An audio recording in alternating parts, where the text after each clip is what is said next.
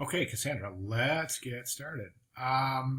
Okay, so this would be the cover of your presentation, right? And I'm not boy, why let's let you know that saying an image is worth 1,000 words. Let's put it to use. Let's get an image of Salt Lake City back there and use that as the background. I think that's the way to go. Just present your logo. Let's not go too far. Let's keep the pictogram out for now, and let's just go ahead and use an image to introduce Salt Lake City 2022.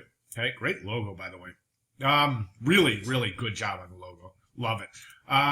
Okay, so then you're going into your spreads. You got your table of contents, and again, you got this background, and I'm not real sure if I would use a pattern on the background. I would go with probably a white background, if not maybe even a black background with white type, make it a little more dramatic. All right, so then you have your table of contents. Well, we'll have to get that filled in. Salt Lake 2022. I would do this. I would say don't split topics in a spread. Okay, so you go from table of contents. Leave that, okay? So use the whole page as your table of contents, right? Which means you can leave this side blank and just use your table of contents over here. So we flip the next page, and the whole spread has Salt Lake City 2022. And you describe your inspiration and exactly what's going on here, okay? And then in the next spread, you have trends in Winter Olympics, and use the whole page. Again, use a white or a black background, and we'll talk about that in a second. And then I wouldn't, keep putting bits of the logo in. It's just too distracting. So trends in Winter Olympics, and get your text in place, get your images in place. Use the whole spread for trends in Winter Olympics. Next spread would be Utah Olympic Legacy Foundation. Okay, give your images, your type, and your layout.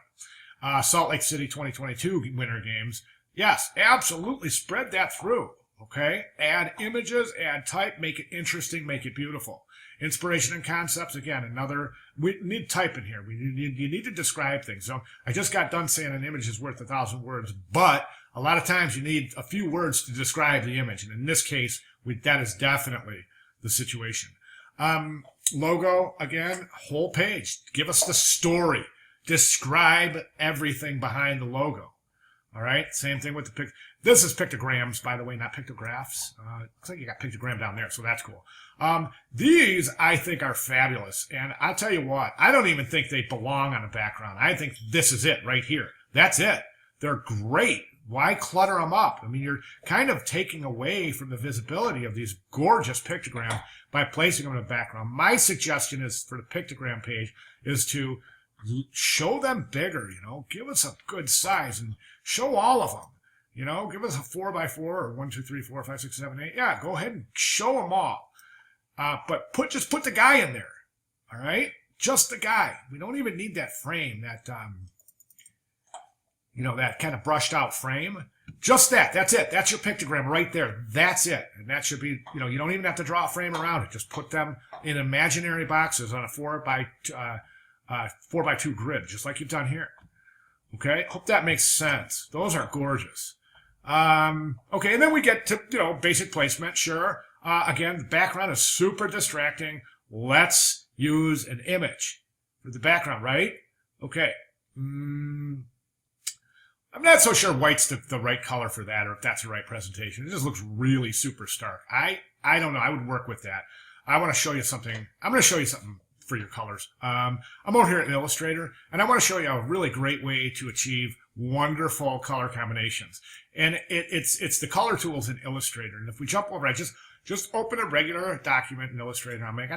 I've got the swatches palette open right here in front of me, okay? And this flyout right here is what I want you to jump up to. Come down here and say, open swatch library, and take a look at all of this stuff here, okay?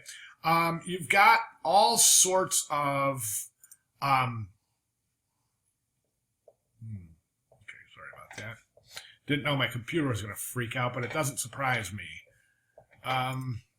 Okay. Okay. Yeah, it's been running funny lately. Okay, so let's jump out here and let's go to Open Swatch Library, and you can go through all of these just gorgeous color combinations. And this one's called Celebration. This one's called Renaissance. This one's called Earth Tone. And you can just keep on opening, you can open all of them if you want. And let's see if we can find an interesting one. Oh, let's go to split. Let's go to scientific colors theories. Well, you get the idea, right? Nature. Let's go to landscape. Gorgeous color palettes, aren't they? And they're all harmonious, guaranteed to be harmonious colors. They're pre-selected based on color theory.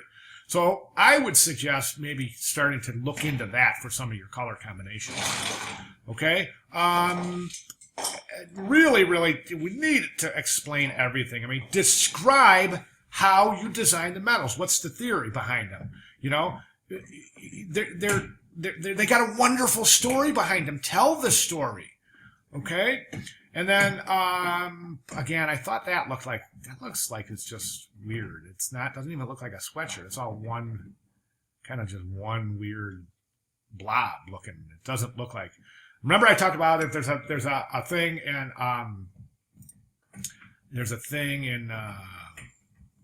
gosh, I wish that wouldn't happen. My computer's going berserk, as you can see. Anyway, applying graphics to clothing and things that have wrinkles and stuff like that. There's a technique in Photoshop called displacement map. Take a look at it, do some research, and try to apply that to when you apply your graphics to things like clothing and flags and any with a texture at all. Okay. Okay.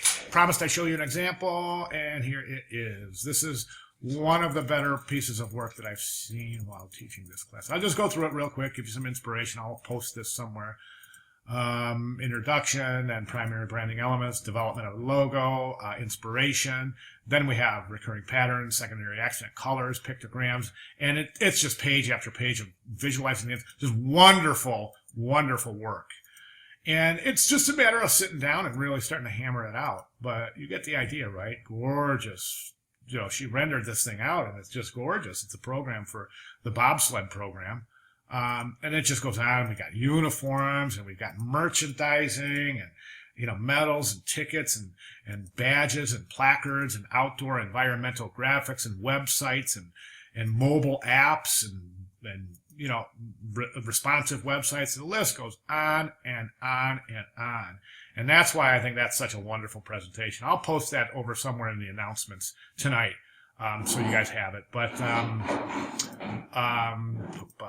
okay, so that's where I'm at, and I think you're doing a fabulous job. I really do. I've loved watching this thing progress. So awesome job. Hey, doing double time this week since you guys will presumably be working hard to get your work in. So I'll make myself available every day this week. So if you want to run something by me, you know, that's fine. I'm here. All right. Awesome job. Thank you very much.